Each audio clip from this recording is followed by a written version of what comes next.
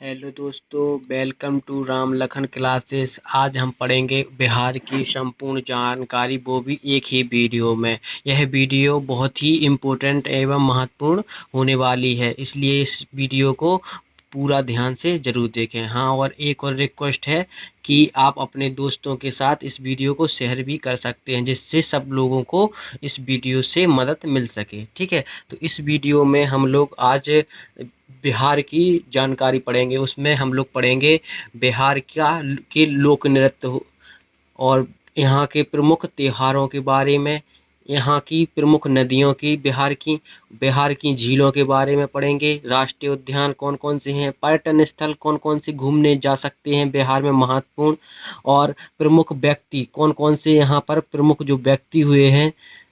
इसके बाद हम पढ़ेंगे बिहार के टैग, जीआई टैग, जितने भी ज्योग्राफिकल इंडिकेटर होते हैं वो सब लोग पढ़ेंगे।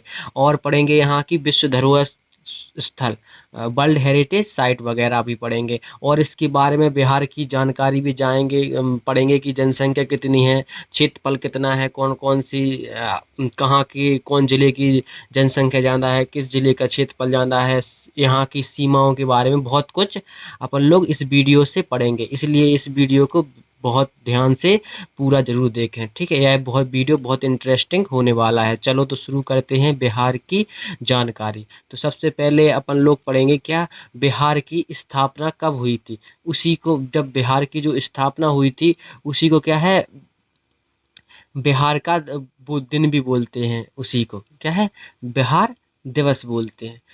कब हुई थी, 22 मार्च 1912 में क्या है, इसका गठन हुआ था बिहार का। बिहार, क्योंकि जो बिहार की स्थापना भारत की आज़ाद होने से पहले भी बिहार क्या था, एक प्रांत प्रांत था। ठीक है, चलो इसके बाद हम लोग पढ़ेंगे बिहार की राजधानी क्या है। तो बिहार की राजधानी का नाम क्या है, यहाँ की राजधानी पटना। ठीक है, यहीं पर इसका क्या है वो हाई कोर्ट है, वो भी आगे पढ़ेंगे। अब अपन लोग ये देखेंगे कि बिहार जो जो राजधानी है पटना, लेकिन बिहार का और क्या क्या बोलते थे, जैसे कि बिहार को पहले पाटलिपुत्र बोलते थे, पुष्प पर बोलते, कुसुमपुर और अजीमाबाद। ठीक है, तो जो पाटलिपुत्र है ना जी, बहुत ज़्यादा फेमस है। क्यों फेमस है, क्योंकि यहाँ पर आप लोगों ने सुना होगा कि पहले बिहार को कौन सा क्या बोलते थे, मगध। ठीक है, तो मगध जहाँ पर क्या चंद्रगुप्त मौर्य हुए, तो मगध की राजधानी क्या थी उस समय, तो क्या थी, पाटलिपुत्र। इसीलिए पाटलिपुत्र नाम फेमस है। किसका पाटलिपुत्र, किसका नाम था, बिहार का। चलो आगे बढ़ते हैं, अब हम पढ़ते हैं बिहार का उच्च न्यायालय। जब राजधानी पटना में है तो और इसका हाई कोर्ट कहाँ पर है, तो इसका हाई कोर्ट भी कहाँ पर है, पटना में है। ठीक है, तो पटना में राजधानी है, पटना में हाई कोर्ट है यहाँ का। चलो और देखते हैं कि यहाँ की राजभाषा, जो राजकीय भाषा ऑफिशियल लैंग्वेज होती है, कौन कौन सी हैं। तो इसकी कितनी भाषाएं हैं, कि दो भाषा, एक नाम है हिंदी और उर्दू। तो हिंदी और उर्दू यहाँ की क्या है, राजकीय ऑफिशियल लैंग्वेज है। चलो आगे पढ़ते हैं, यहाँ के कौन कौन से राज्यों से बिहार की सीमा लगती है। तो सबसे पहले सीमा बिहार देखते हैं, तो बिहार क्या रहा, ये रहा बिहार। तो बिहार का, चलो इसको थोड़ा सा जूम करके दूसरा मैप देखते हैं, तो ये क्या रहा, बिहार। और बिहार की सीमा किस किस से लगती है, सबसे पहले लगती है उत्तर प्रदेश से, दूसरी झारखंड, तीसरी पश्चिम बंगाल। ठीक है, तो तीन तरफ से क्या है, जो राज्यों से घिरा है। कौन कौन से राज्यों से, उत्तर प्रदेश, झारखंड और पश्चिम बंगाल। ठीक है, तो तीनों तरफ से घिरा है राज्यों से। लेकिन एक साइड से उसकी क्या है, अंतरराष्ट्रीय सीमा लगती है। किससे लगती है, नेपाल से क्या लगती है, अंतरराष्ट्रीय सीमा। ठीक है, बिहार की ध्यान रख लेना कि क्या है, कितनी सीमाएं वगैरह। चलो आगे बढ़ते हैं, इसकी क्या पढ़ते हैं अपन, राज्यपाल। तो बिहार का राज्यपाल का नाम क्या है, तो यहाँ के जो राज्यपाल हैं वो इम्पोर्टेंट है, फागू चौहान। फागू चौहान यहाँ के क्या है, राज्यपाल। यहाँ के मुख्यमंत्री का नाम क्या है, तो मुख्यमंत्री का नाम क्या है, नीतीश कुमार। ठीक है, तो नीतीश कुमार क्या है, यहाँ के मुख्यमंत्री हैं, और फागू चौहान यहाँ के राज्यपाल है। अब आगे बढ़ते हैं, जिलों की संख्या बता दो, कोई पूछे जिलों की संख्या कितनी है, तो 38। ठीक है, 38 जिलों की संख्या है। अब आप लोगों को पता होगा कि अपने जो भारत देश है उसमें सिर्फ 8 ऐसे राज्य हैं जहाँ पर क्या है द्विसदनीय व्यवस्था है। जैसे कि अपना उत्तर प्रदेश पढ़ा था अपन लोगों ने, क्या था द्विसदनीय व्यवस्था। द्विसदनीय व्यवस्था में क्या होता है कि जो अपन लोगों की जो राज्य की जो विधानसभा होती है वो दो दो सदन होते हैं। जैसे कि केंद्र में दो संसद के दो सदन होते हैं, तो कौन कौन से लोकसभा और राज्यसभा, वैसे ही राज्य में भी दो सदन होते हैं, एक विधानसभा और एक विधान परिषद। तो बिहार में क्या है विधानसभा भी है और विधान परिषद भी है। चलो इसके बाद अपन लोग आप लोग देखेंगे कि इनकी सीटें कितनी है, सदस्यों की संख्या कितनी है। तो लोकसभा में अगर पूछे कि लोकसभा में कितनी सदस्य हैं तो 40, कहाँ के बिहार के। और राज्यसभा में कितने सदस्य हैं तो उनकी संख्या है 16। 16 है राज्यसभा में, 40 है लोकसभा के सदस्य। अगला आता है कि विधानसभा, विधानसभा के सदस्यों की। देखो हर स्टेट में विधानसभा के तो सदस्य हैं, कितने हैं 243। 243 हैं बिहार की विधानसभा के सदस्य। चूंकि पूरे हर एक प्रत्येक राज्य में विधानसभा होती है तो सब लोगों के सदस्य होंगे। लेकिन जो विधान परिषद है, जो विधान परिषद के सदस्यों की संख्या है वो ओनली कितने 8 राज्यों में है। ठीक है, तो अब बिहार की कितने हैं तो बिहार में 75। 75 विधानसभा के सदस्य हैं, 243 विधान परिषद के सदस्य हैं और राज्यसभा के सदस्य कितने हैं 16, लोकसभा के 40। ध्यान रख लेना अच्छे से। अगला आप बढ़ते हैं, यहाँ का राजकीय चिन्ह क्या है। तो राजकीय चिन्ह क्या है तो बोधि वृक्ष, जहाँ बोधि वृक्ष दो स्वास्तिक के बीच में स्थित। ठीक है, दो दो स्वास्तिक जो साथियाँ होते हैं, तो दो साथियों के बीच में क्या है एक बोधि वृक्ष। अब आप लोगों को पता होगा कि बोधि वृक्ष क्यों इम्पोर्टेंट है, क्योंकि जो गौतम बुद्ध हुए थे बोधि वृक्ष के नीचे ही उन्होंने क्या है ज्ञान अर्जित किया था। धम्म, जिसको धम्म चक्र प्रवर्तन प्रवर्तन कहते हैं, क्या है जो गौतम बुद्ध के प्रतीकों में से एक है, क्योंकि यहाँ उन्होंने सर्वप्रथम ज्ञान की प्राप्ति की थी बोधि वृक्ष के नीचे। चलो आगे बढ़ते हैं, राजकीय पशु का नाम क्या है। तो यहाँ का राजकीय पशु उसका नाम है बैल। ठीक है, तो जो जो बैल होता है वही कहाँ यहाँ का क्या है राजकीय पशु। राजकीय पुष्प, फूल क्या है यहाँ का गेंदा। गेंदा का फूल क्या है राजकीय पुष्प। राजकीय पक्षी का नाम क्या है तो गौरैया। ठीक है, तो जो गौरैया होती है, जो गौरैया पक्षी है वो यहाँ का क्या है राजकीय पक्षी। राजकीय वृक्ष का ट्री कौन सा है स्टेट ट्री तो पीपल का वृक्ष। ठीक है, तो पीपल का वृक्ष यहाँ का क्या है राजकीय वृक्ष। पवित्र पर्व, जो पवित्र पर्व है कौन से यहाँ पर सबसे धूमधाम से कौन सा पर्व मनाया जाता है तो यहाँ का सबसे इम्पोर्टेंट पर्व छठ पूजा। छठ पूजा यहाँ का बेहद इम्पोर्टेंट पर्व है, ध्यान रख लेना, छठ पूजा बहुत ज़्यादा इम्पोर्टेंट है।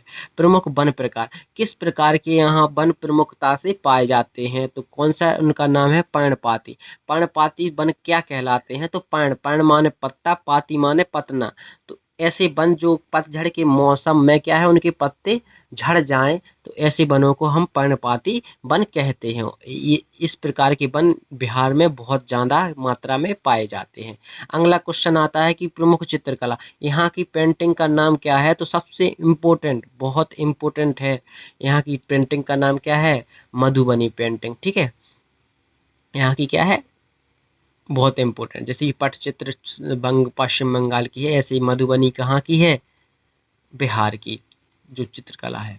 अगला बढ़ते हैं आगे, सबसे पहले यहाँ का क्या है क्षेत्रफल की दृष्टि से सबसे बड़ा जिला। अगर यहाँ देखा जाए कि क्षेत्रफल की दृष्टि से सबसे बड़ा जिला का नाम क्या है बिहार के तो उसका नाम क्या है अपना पश्चिमी चंपारण। जहाँ पर क्या है चंपारण आंदोलन किया था 1917 में गांधी जी ने, सर्वप्रथम किसान आंदोलन जिसका, तो वही स्थान पश्चिमी चंपारण क्या है यहाँ का सबसे बड़ा जिला है। अब आपसे कोई पूछे कि क्षेत्रफल की दृष्टि से सबसे छोटा जिला का नाम क्या है तो यहाँ पर उसका नाम क्या है शिवहर। ठीक है, शिवहर जिला सबसे छोटा है और पश्चिमी चंपारण सबसे बड़ा है। सबसे उत्तरी जिला जो उत्तरी सीमा में है, उत्तरी ऊपर साइड कौन सा जिला है सबसे उत्तरी जिला तो उसका नाम क्या है पश्चिमी चंपारण, जो इसका है सर्वाधिक बड़ा जिला है वही क्या है उत्तरी सीमा है उसकी। दक्षिणी सीमा किससे लगाता है तो दक्षिण में क्या है गया। गया ठीक है, तो गया एक पर्यटन स्थल भी है, अभी बताएंगे कि गया में कौन कौन से टूरिस्ट प्लेस पर घूमने के लिए जा सकते हैं। सबसे पश्चिमी जिला, तो सबसे दक्षिणी जिला तो गया होगा, सबसे पश्चिमी जिला पर कौन है तो कैमूर। कैमूर सबसे दक्षिणी जिला है। आगे बढ़ते हैं, सबसे पूर्वी जिला, पूर्वी जिले का नाम क्या है? किशनगंज। ठीक है, तो किशनगंज क्या है? पूर्वी जिला। ऐसे ही याद कर लेंगे कि उत्तरी सीमा पश्चिमी चंपारण, दक्षिणी गया, पश्चिमी जिला कैमूर और पूर्वी किशनगंज। अब इसके बाद हम लोग पढ़ेंगे कि राज्य की जलवायु, जलवायु कैसी है। तो जैसे हमने बताया था कि पूरे भारत की जलवायु का कैसी है? मानसूनी। ठीक है, तो मानसून उठते हैं, उसी के द्वारा अपने यहाँ वर्षा होती है। तो मानसूनी जलवायु, बिहार की भी जलवायु मानसूनी है। चलो आगे बढ़ते हैं। बिहार का क्या? बिहार की जनसंख्या के अनुसार भारत का तीसरा बड़ा राज्य। अगर आपसे कोई पूछे कि भारत का जो बिहार है वो क्षेत्र जनसंख्या के हिसाब से कितना नंबर राज्य है? तो तीसरा राज्य है। पहला सबसे ज्यादा जनसंख्या किसकी है? यूपी की। ठीक है, दूसरी जनसंख्या महाराष्ट्र की। ठीक है, महाराष्ट्र की दूसरी जनसंख्या है पहले पर जनसंख्या के आधार पर कौन है? उत्तर प्रदेश। दूसरा है महाराष्ट्र, तीसरा बिहार। ठीक है, तो बिहार का स्थान ध्यान रख लेना, कितना है? तीसरा। तो जो अब आप लोगों से कोई पूछे कि जनसंख्या है कितनी, तो 10,40,99,452। 10,40,99,452 जनसंख्या है, जो क्या है? तीसरे नंबर पर है, पूरे देश की तीसरी स्थान पर। अब आपसे कोई पूछे कि क्षेत्रफल, तो क्षेत्रफल कितना है? तो जनसंख्या तो हो गई इतनी, तो क्षेत्रफल कितना है बिहार का? तो क्षेत्रफल है कितना है? 94,163 वर्ग किलोमीटर। ठीक है, तो इतने 94,163 वर्ग किलोमीटर। आगे बढ़ते हैं। यहाँ की क्या? भारत की कुल जनसंख्या में प्रतिशत, मतलब कि पूरी अगर भारत की 100 मानो तो बिहार की कितनी प्रतिशत जनसंख्या है, मतलब कि जनसंख्या है?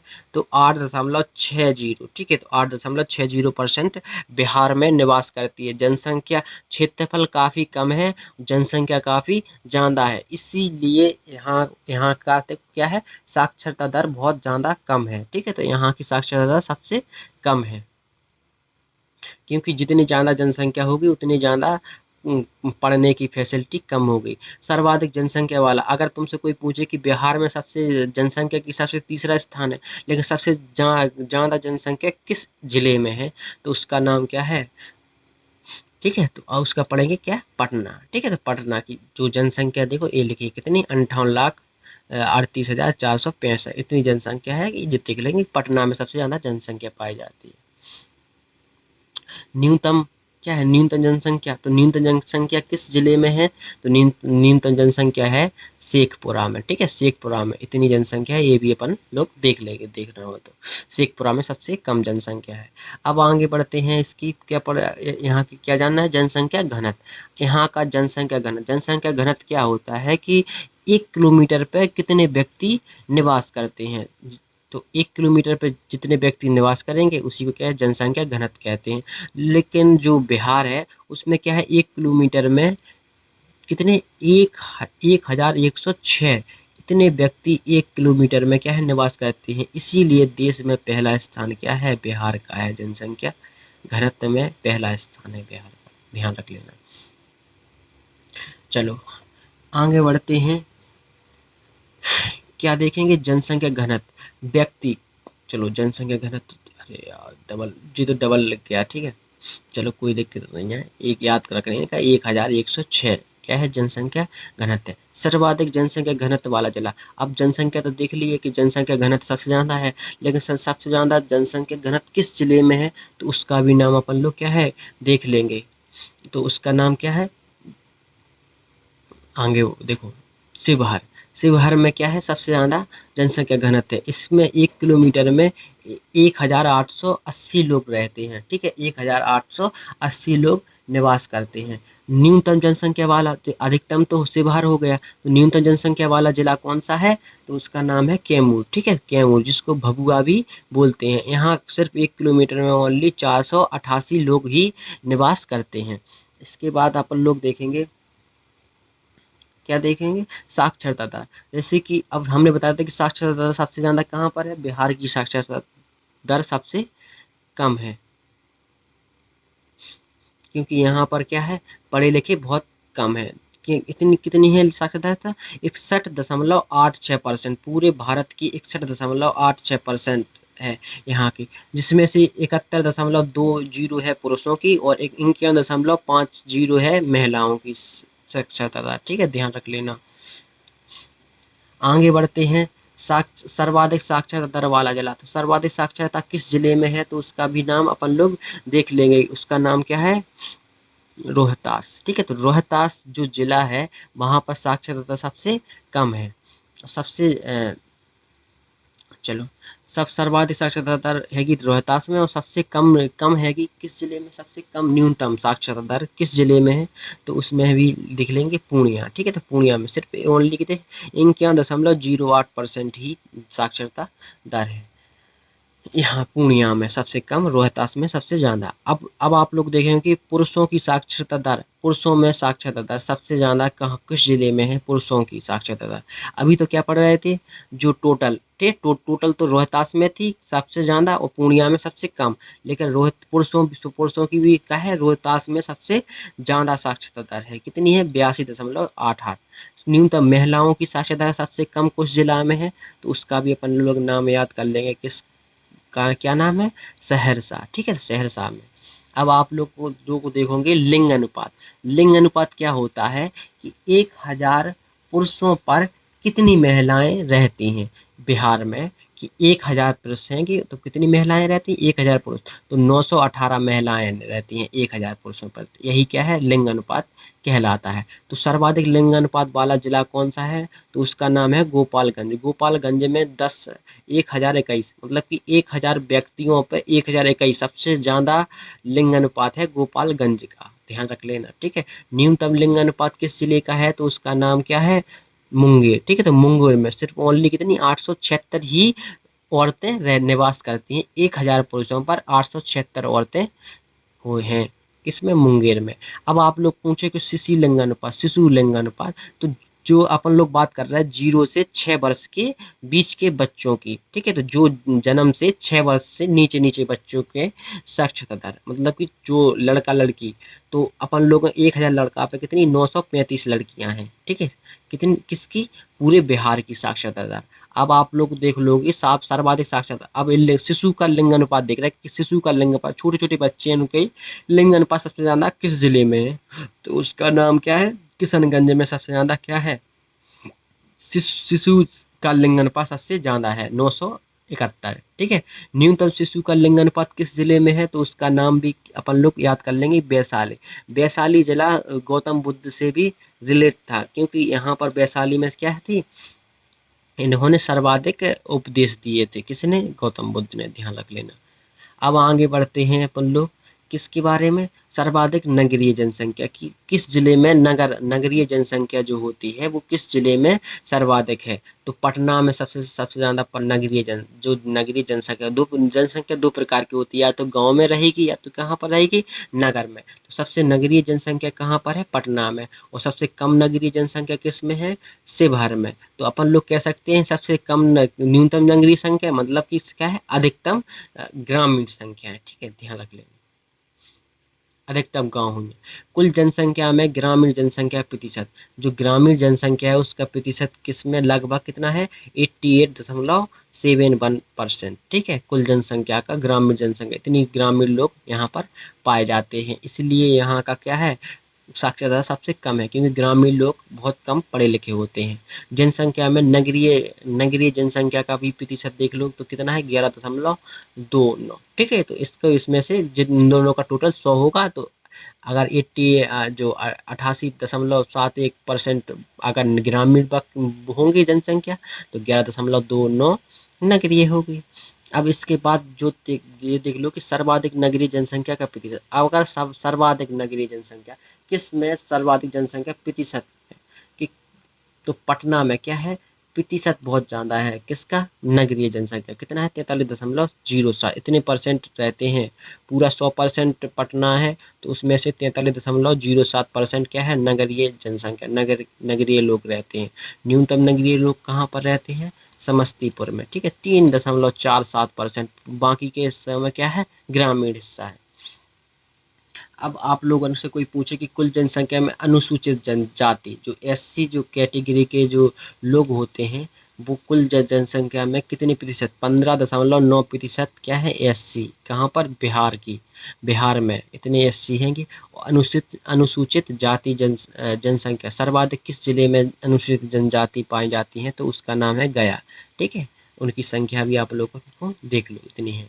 अनुसूचित जाति सर्वाधिक अनुसूचित जाति जनसंख्या प्रतिशत वाला, तो किस प्रतिशत मतलब किस जिले का प्रतिशत सबसे ज़्यादा है, तो गया का क्या है परसेंट, 30.39%, इतने परसेंट क्या है यहाँ पर अनुसूचित जनजातियों की प्रतिशत है सबसे सर्वाधिक गया में।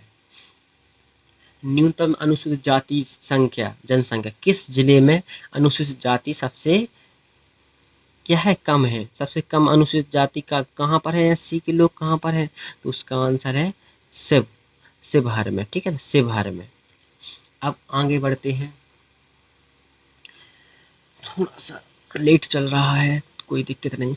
न्यूनतम अनुसूचित जाति की जनसंख्या, अभी तो अपन ने क्या पढ़ा था कि जनसंख्या कम थी, लेकिन अब प्रतिशत सबसे कम कहाँ पर है अनुसूचित जनजाति का, उसका नाम है किशनगंज। ठीक है, तो इतना। अब इसके बाद हम लोग पढ़ेंगे जनसंख्या में अनुसूचित जाति जो एसटी लोग, अभी अपन लोग एससी का पढ़ा, अब अपन यहाँ पर देखेंगे कि एसटी कितने परसेंट पाए जाते हैं, तो 1.3, बहुत कम पाए जाते हैं। इतने परसेंट क्या है यहाँ पर अनुसूचित जनजातियाँ पाई जाती हैं बिहार में।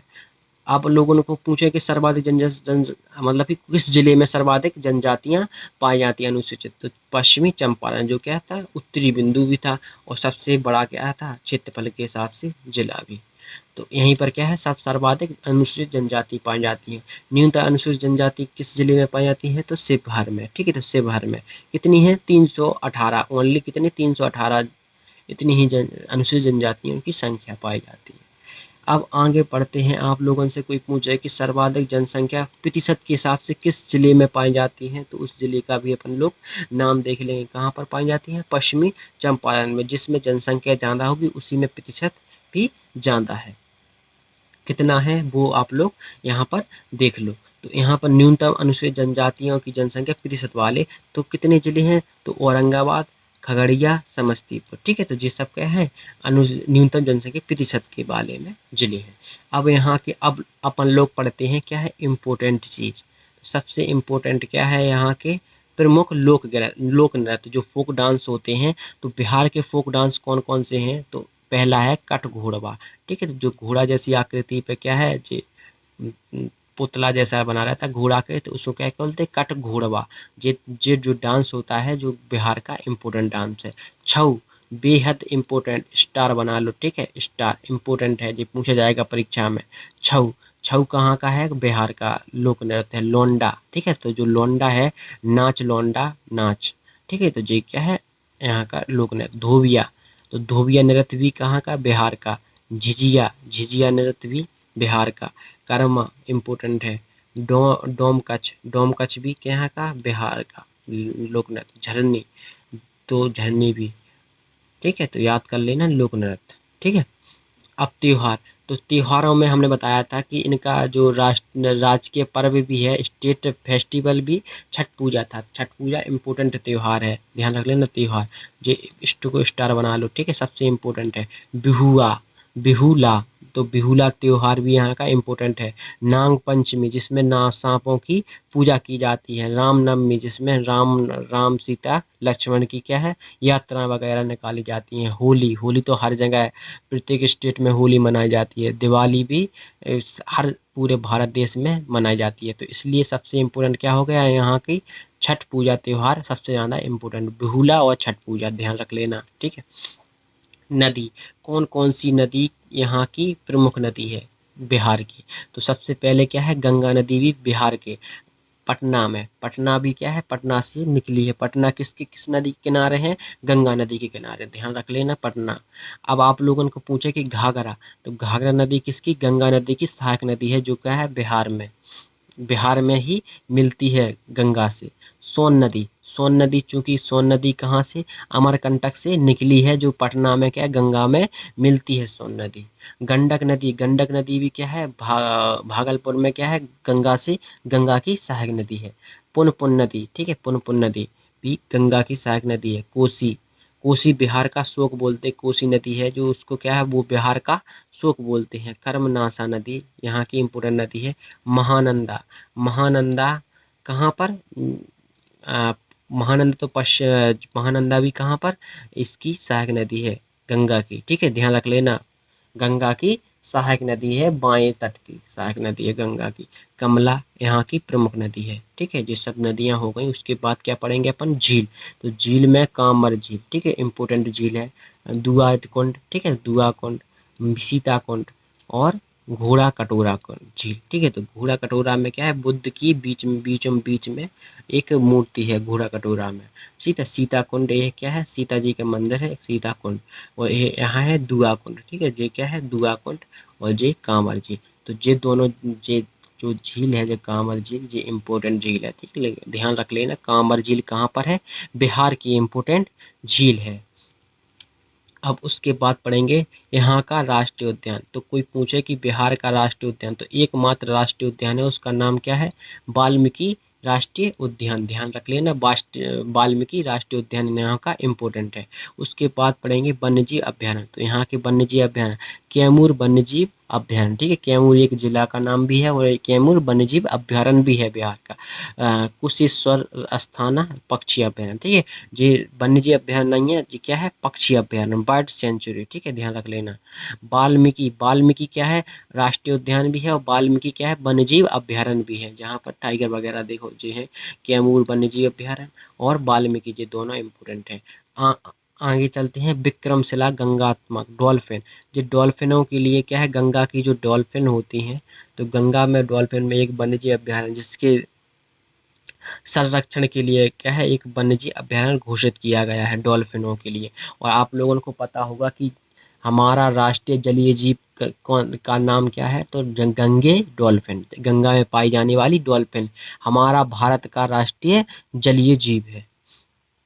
आगे बढ़ते हैं बिहार के पर्यटन स्थल। तो यहाँ के पर्यटन स्थल वेरी इम्पोर्टेंट लगा लो, ठीक है। तो जी क्या है इम्पोर्टेंट पर्यटन स्थल। तो सबसे पहले पटना में देखते हैं कि पटना में कौन कौन से अपन घूमने के लिए टूरिस्ट प्लेस हैं। तो उसका सबसे पहले क्या है, पाटन देवी का मंदिर इम्पोर्टेंट है। दूसरा है नालंदा विश्वविद्यालय। पहले क्या है, पहले प्राचीन समय में सिर्फ दो प्राचीन विश्वविद्यालय, नालंदा विश्वविद्यालय और कौन सा विक्रमशिला विश्वविद्यालय भी था। और एक क्या है, एक का नाम वो पाकिस्तान में है, एक क्या नाम उसका,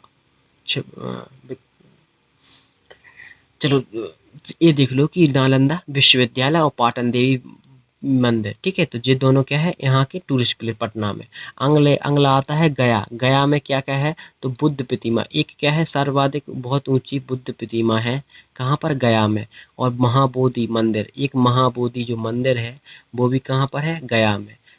और बोधि वृक्ष हम महावीर मंदिर, अब आप लोगों को हमने बताया था पीपल का बोधि वृक्ष है जिसके नीचे क्या है गौतम बुद्ध ने शिक्षा ग्रहण की थी। तो वही बोधि वृक्ष कहाँ पर है, गया में, बोध गया में, ठीक है। आप लोगों से क्वेश्चन भी पूछा जाएगा कि बोधि वृक्ष कहाँ पर है, तो बोध गया में। अब आप लोगों को पढ़ना पड़ेगा कि सासाराम, तो सासाराम में है क्या, सासाराम बिहार में क्या है, तो बिहार में क्या है शेरशाह सूरी का मकबरा। मकबरा किसका बनाया जाता है, जो मरने के बाद क्या है मकबरा, एक कब्र बनाई जाती है उसको मकबरा बोलते हैं। तो शेरशाह सूरी, तो शेरशाह सूरी कौन थे, तो जो अपन लोगों ने पढ़ा होगा मुगल वंश में बाबर का पुत्र हुमायूं, हुमायूं को हराया था किसने, शेरशाह सूरी ने।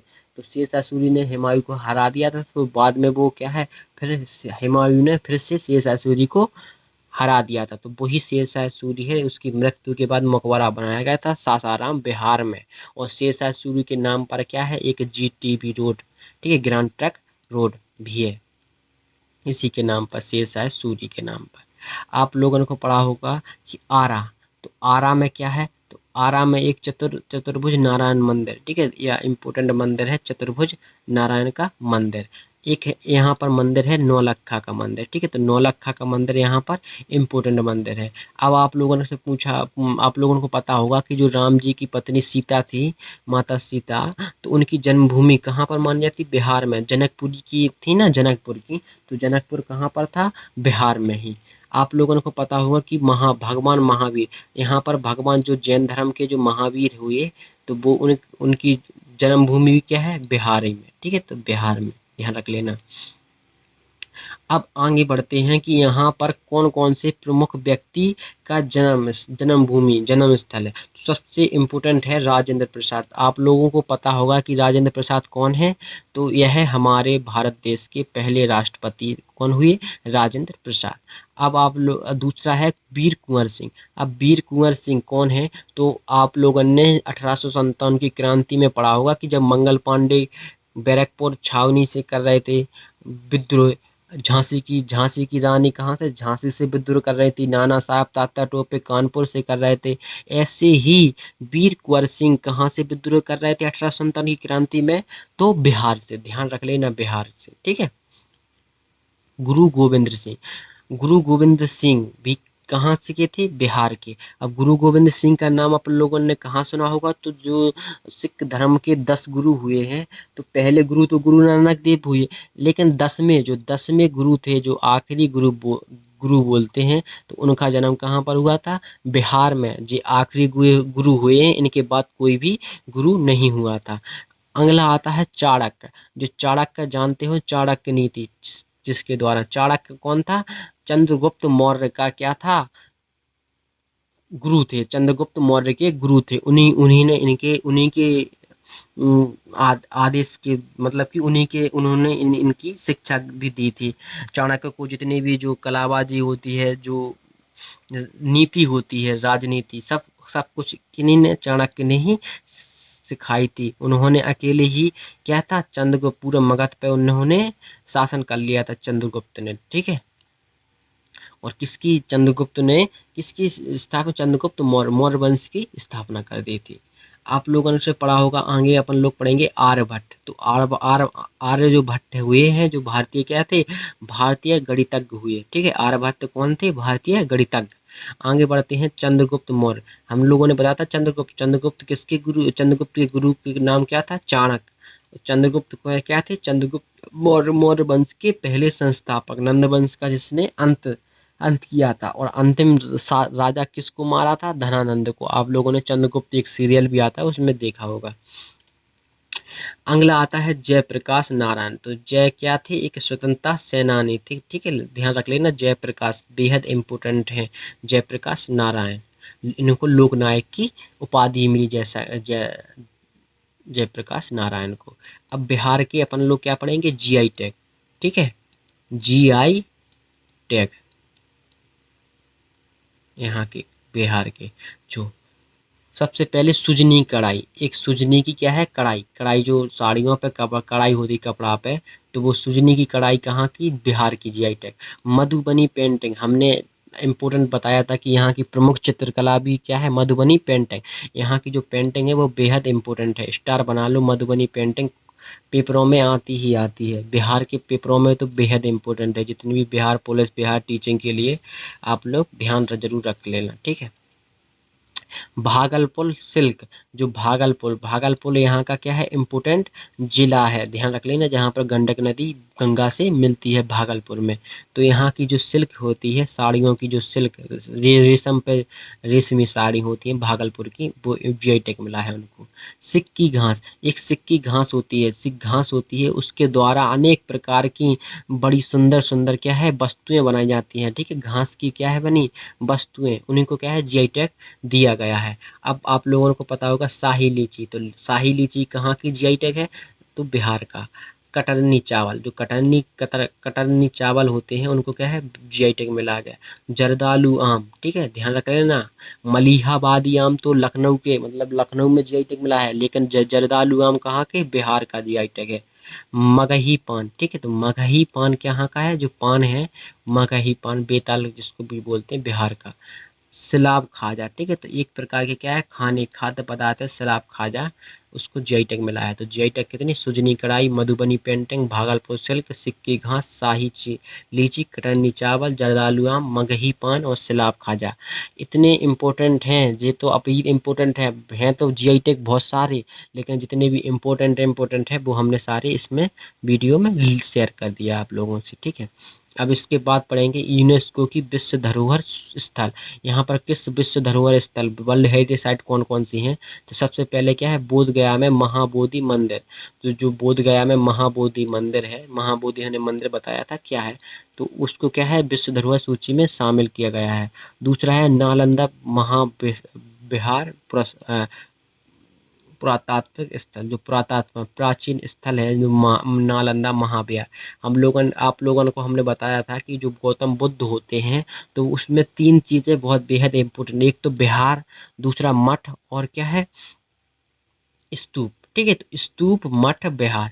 तो बिहारों में क्या है रहने के लिए बिहार बनाए जाते थे, और मठ क्या रहते थे पूजा करने के लिए, जहाँ पर यहाँ के जो बुद्ध वगैरह रहते थे, बुद्ध भिक्षु वगैरह रहते थे, वो मठों में पूजा करने जाते, बिहारों में रहते थे, और क्या है उनके मरने पर जो समाधि बनती थी वो उसको क्या बोलते हैं स्तूप। तो तीन शब्द गौतम बुद्ध से रिलेट कर लेना। और जो नालंदा महाविहार है तो वो उसको क्या है जीआई टैग मिला गया है, जो जीआई टैग नहीं विश्व वर्ल्ड हेरिटेज साइट में शामिल है।